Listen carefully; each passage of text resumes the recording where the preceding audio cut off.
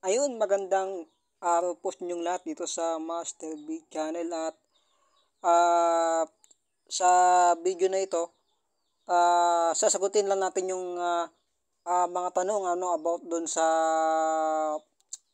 ah, pinost ko kagabi.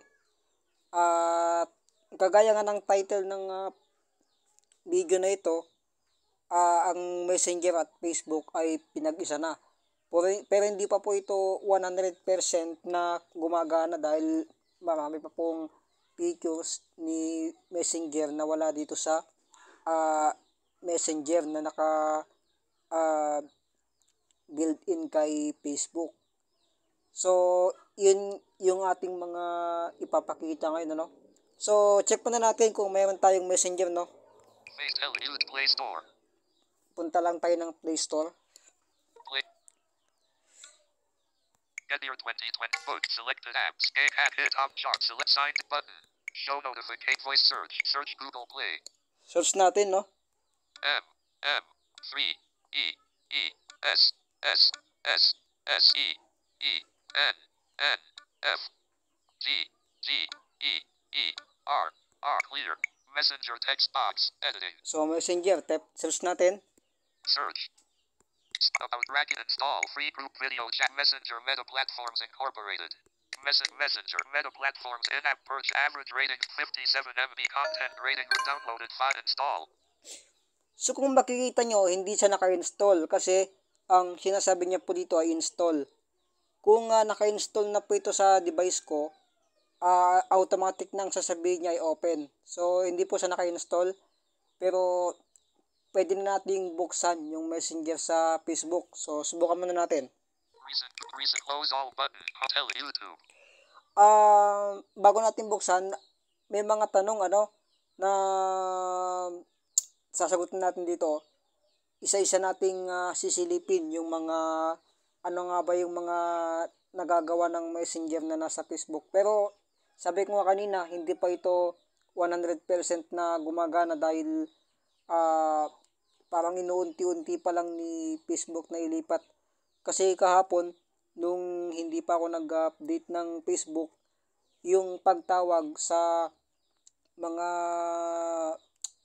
conversation, ganun, sa mga kaibigan natin o kamag-anak, hindi pa pwede. Kailangan daw i-install yung Messenger para magamit yung features na yun, yung sa call. Pero nung nag-update ako gabi, yun, pwede nang tumawag. Pero yun nga, sabi ko nga, marami pa pong hindi nagagawa. Pero bago yan, salamat nga pala sa mga kaibigan natin na nagbalita ng magandang improvement ng Facebook, yung mga kasamahan natin dyan sa Blind Tech, no? So, salamat po. So, pasukin natin. Telegram, YouTube, Facebook. Facebook. So, nakita nyo kanina, hindi po naka-install sa akin yung Messenger, no? Pinasilip ko po sa inyo sa Play Store. Ang sinasabi po niya, i-install. So, dapat kung naka-install yun sa device ko, ang sasabihin niya ay open. So, ayan, tap natin to. Facebook. Facebook logo, create, double search button, messaging button. So, itap nyo lang po yung messaging, yung katabi ng search, tap nyo yan. Messenger. Yun, papasok na siya sa Messenger, no? So, meron siyang nakarekta na Messenger. Data mode. Check switch back button. Chats. Settings button. So, una nating ipapakita yung settings. Ano nga ba yung mga nasa loob ng settings? Facebook. Back button. Chat settings, security and privacy. Archive chats button. Active status button. Message requests button. Privacy button. Manage media storage button. Back button. So, kung makikita nyo, kunti pa lang, wala pa yung mga ibang features talaga ng Messenger. Kunti pa lang po yung mga nandito. So, back natin yan. Settings button. New message feed Walter Miles, Vanessa Pagsanti, Vernica Cool, Ralph Ignacio, Christian Ann Danik, Daniel P. Letta, Valerie May A. Simeon, Barry John Geno, Blind Techno Officials, Domingo Jaser, Mayors, use Okay. characters. So, kung makikita nyo po, kunti pa lang po yung mga option niya, saka iba po yung mga interface. Tap natin yung isang chat. Default. Facebook. Send the like button. Open sticker. Emote message text box. Open audio recorder. So, Button.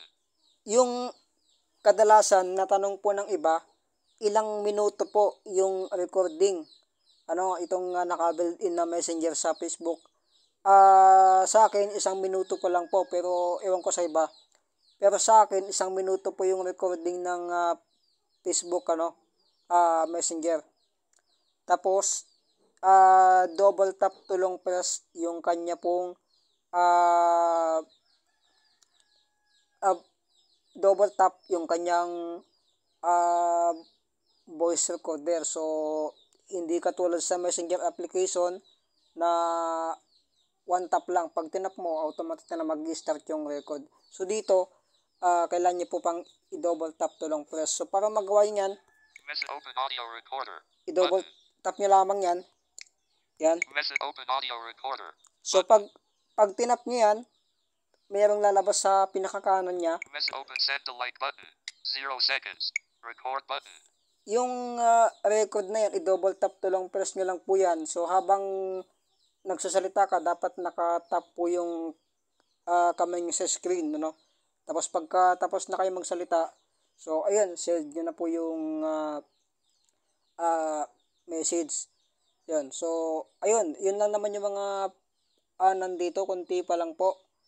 At yung mga music na nasa inyo pong mga file manager, kapag isi-share nyo po ito, at wala na rin po kayong messenger, hindi pa po, o ambawa, ang gamit nyo na ay yung naka-built-in na sa Facebook na messenger, hindi nyo po pwedeng ipasa yung mga kanta dahil hindi pa po lumalabas doon ng Facebook kapag music yung isa-share nyo, hindi pa sa kasama.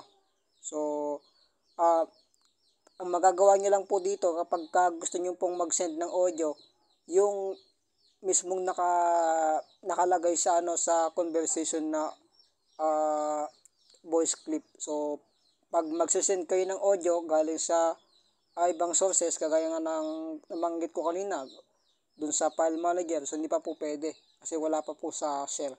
Pero abangan natin yung mga susunod ni yung mga update ng Facebook at nakailagay na rin po yan. So, abang-abang lang po tayo.